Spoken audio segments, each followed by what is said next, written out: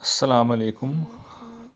ہم یہ جانتے ہیں کہ نماز میں اگر کوئی غلطی ہو جائے تو سجدہ سہو کا حکم دیا گیا ہے۔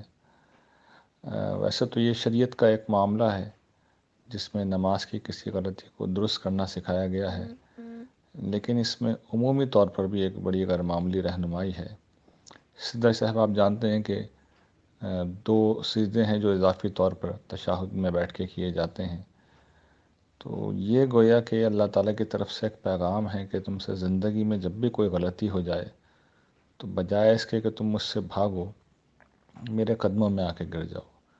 سجدہ اصل میں اسی بات کی علامت ہے کہ انسان رب سے قریب ہوتا ہے اور اپنا سر اس کے قدموں میں رکھ دیتا ہے۔ تو اللہ تعالیٰ سے یہی قربت گناہوں سے معافی کا ذریعہ بن جاتی ہے۔ اس کے برعکس جو شخص گناہ کر کے غافل رہتا ہے یا خدا سے اپنے آپ کو دور محسوس کرتا ہے تو حقیقی معنوں میں یہ دوری لاحق ہو جاتی ہے۔